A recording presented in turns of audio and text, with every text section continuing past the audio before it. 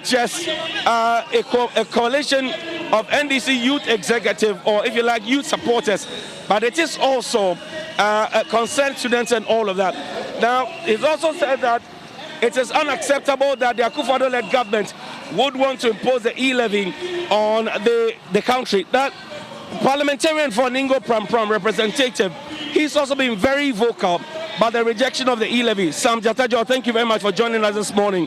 Well, so the numbers are gathering up, but will this change anything? Well, we expect it to. If you had a government that was sensitive, a government that listened, it should change something, because government serves at the pleasure. Government serves at the pleasure of the people of the Republic. And if the members of the Republic say that they are against the e-levy, you should listen to the people. But I doubt, we have a hard of hearing government. We have a government that is deaf. The government says it is determined to improve the status of the country with the e-levy. It has explained to your caucus in Parliament, and it says we'll withdraw it and relay it. You seem to have taken a hard stance. Why is that? Don't you want the country to develop? We represent the people of Ghana. The people of Ghana have made it clear that they don't want the levy. And the government has no record that you can rely on. This is a government that has borrowed over 300 billion in 5 years. We haven't seen anything. We haven't seen the value of that borrowing.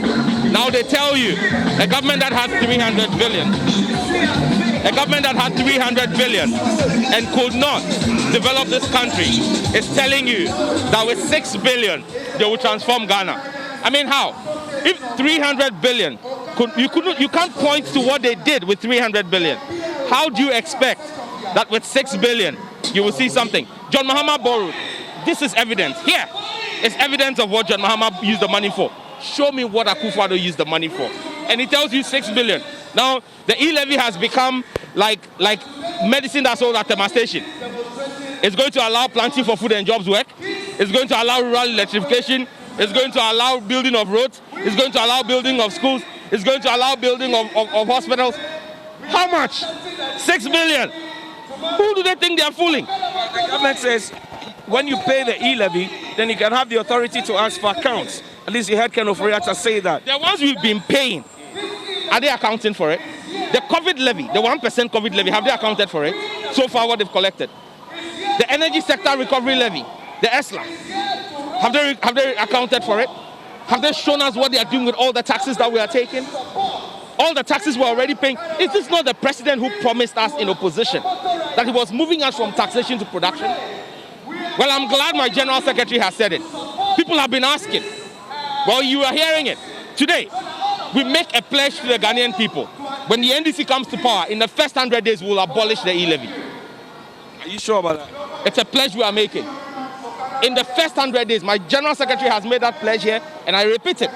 In the first 100 days, we'll abolish it because it's a nuisance. Why do we need to wait for 100 days? Well, normally there are milestones. And I'm saying in the first 100 days, it could be on day 1, it could be on day 2. But within the first 100 days, it will be abolished. Because look, even if you want to get into taxing the digital economy, there are better, sensible ways of doing it. For example, what? Take for example, what countries have done is to impose a digital tax on drivers of the digital economy.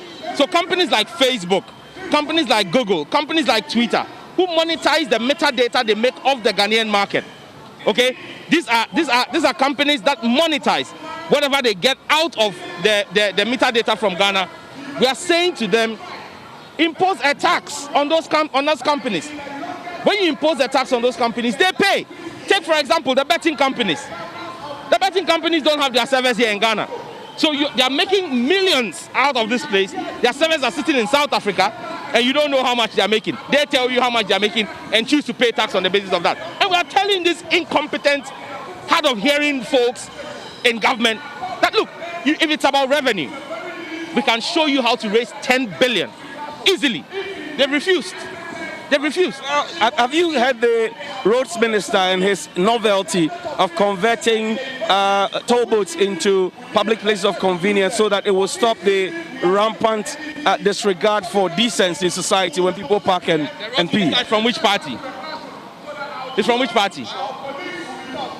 No, answer me. The road minister is from which party? You tell me. He's in parliament with you. You tell me. Is he not from MPP? On which side does he see? Is he not from MPP? National Poop MP Party. So they are turning all our toll booths into public toilet. So you are driving on top speed to a motorway, official speed 120 kilometers. At 120 kilometers, you park in the middle of the road. No, you shamo. Clap for them. They have the men. Well, that's Sam Jatta George, and he's part of the coalition that's leading this whole charge now. We'll come back to you again, but this is from the Kwame Nkrumah Circle. As you can tell, there's heavy security here, and you can also see that the police have their own media team that's covering what's going on. My understanding is that the coalition wants to arrange, due to the obstruction of traffic here, the coalition wants to arrange so that the water park will be opened for the demonstrators to get in there. And that's one of the arrangements we'll follow keenly and give you an update on. Johnny Hughes.